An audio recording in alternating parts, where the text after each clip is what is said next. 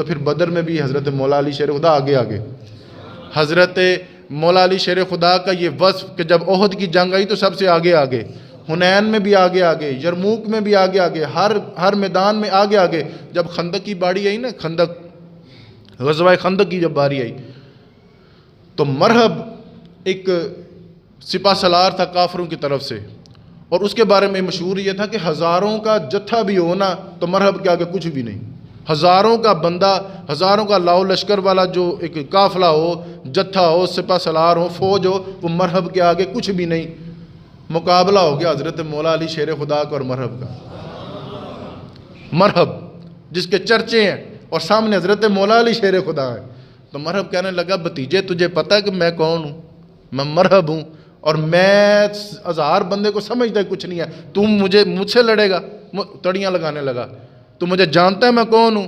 حضرت مولا علی شیر خدا کا جملہ بھی پھر شیروں والا ہی ہے. کہنے لگے مجھے تیرا تو پتہ نہیں ہے، انا اسد اللہ و رسول ہی، میں اللہ کا بھی شیر ہوں، اپنے رسول کا بھی شیر ہوں. تیرا تو مجھے پتہ نہیں ہے، میں تو اللہ کا بھی شیر ہوں، اپنے نبی کا، اپنے رسول کا بھی شیر ہوں.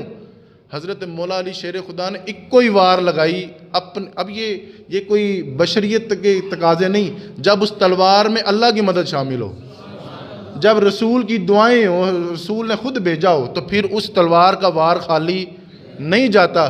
حضرت مولا علی شیر خدا اس سے اتنا لڑے کہ گرد اڑی.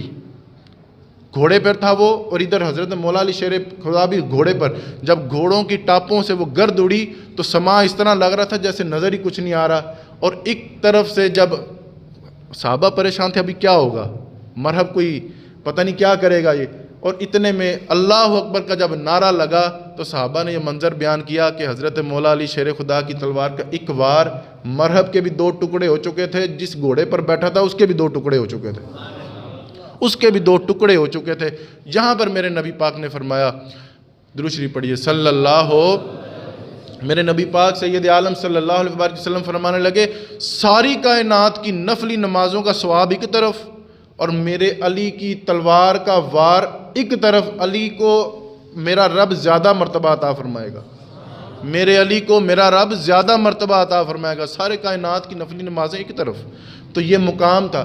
اور علی کے ماننے والوں کے لیے ایک الگ پیغام ہے، الگ ایک رنگ ہے کہ حضرت مولا علی شیر خدا کو نا نماز سے عشق تھا. بہت بڑا میں نے جملہ کہہ دیا ہے، عشق تھا، عشق.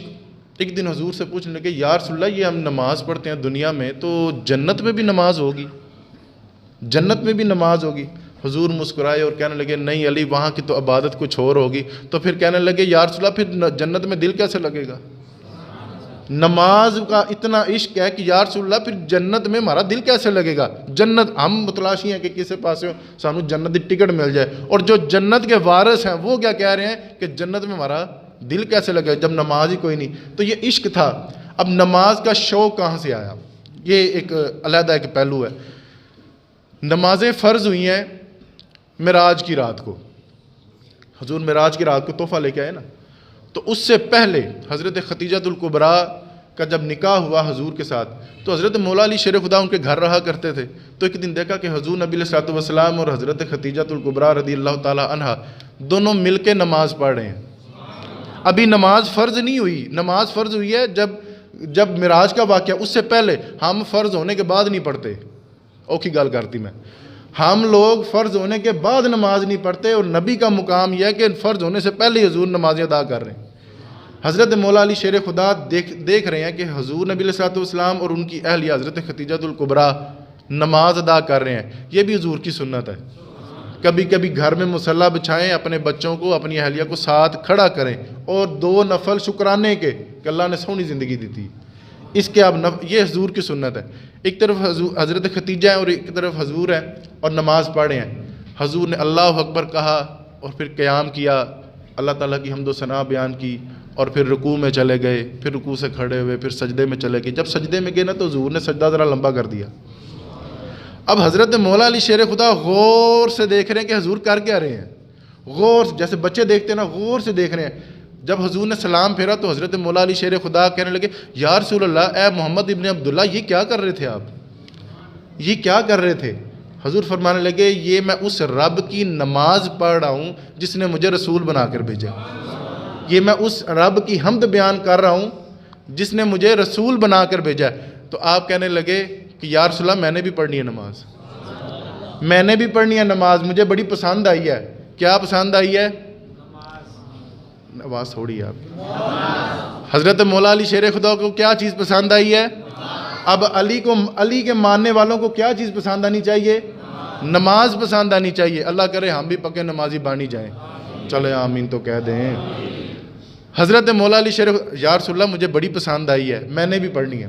اب حضور کا یہاں پہ ایک نرالا انداز، کہنے لگے پڑھ لینا، پہلے کلمہ تو پڑھ لو، کلمہ پڑھنے سے پہلے جاؤ اپنے والد کے پاس، حضرت ابو طالب کے پاس جاؤ اور پوچھ کے آؤ کہ کیا میں کلمہ پڑھ لوں۔ اور اس میں بھی ایک نرالا انداز ہے، یہ ذرا نکتے کی بات ذرا سنیے گا توجہ سے۔ حضرت مولا علی شیر خدا اٹھے، اپنے والد کے پاس گئے اور جا کر کے کہنے لگے ابا جان میں نبی پاک کا کلمہ پڑھ لوں، میں کلمہ پڑھ لوں۔ حضرت جناب ابو طالب فرمانے لگے بیٹے رسول اللہ تجھ سے زیادہ پیار کرتے ہیں، اپنے چچا سے زیادہ تجھ سے پیار کرتے ہیں۔ محمد ابن عبداللہ جو بھی تیرے بارے میں سوچے گا نا بالکل صحیح سوچے گا، جو بھی تجھے کہے گا نا بالکل صحیح کہے گا۔ اگر وہ کلمے کا کہہ رہے ہیں تو کلمہ پڑھ لے۔ پھر آپ نے کلمہ پڑھا، اس کے بعد پھر آپ نے نمازیں شروع کی